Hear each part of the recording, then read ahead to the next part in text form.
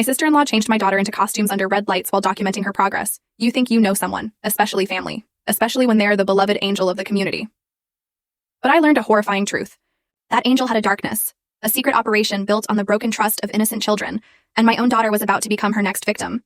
My sister-in-law, Linda, ran the most beloved daycare in 3 whole counties. She'd been our family's childcare hero ever since she married my brother. I trusted her, like everyone did.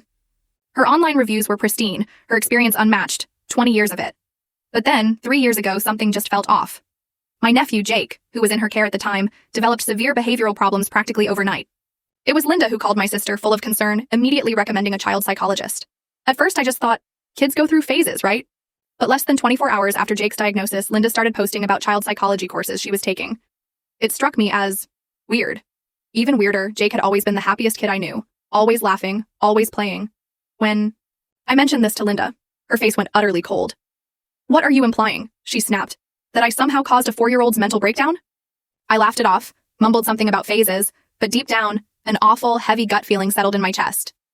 2 weeks later, Linda showed up with expensive new camera equipment for her daycare, claiming she'd gotten a grant for educational documentation.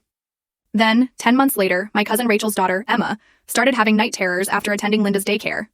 As soon as Rachel broke the news, my insides turned to lead. Emma, the most well-adjusted, confident kid in our family.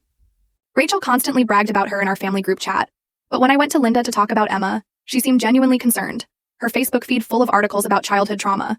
She muttered something about kids developing problems out of nowhere, but she couldn't even look me in the eye when she said it. That same month, she opened a second daycare location. Her income was about the same as mine. It just didn't add up. Then came my friend Jane's son, Michael. Within 3 weeks at Linda's, he went from outgoing to completely withdrawn. He'd freeze whenever anyone pointed a phone at him and whisper, "Be good for the camera." Jane thought he was just camera shy, but 3 traumatized children, all while in Linda's care. That was the moment I finally broke my silence. I called my mom. "Don't you think it's weird," I asked, "that they all developed issues while with Linda?" "These things happen," she interrupted, her voice sharp. "Linda is doing her best with difficult children. How dare you even suggest otherwise?" At Sunday dinner, my brother pulled me aside, his voice laced with concern. "The family's worried about you," he said. "Maybe you should talk to full story video added in below."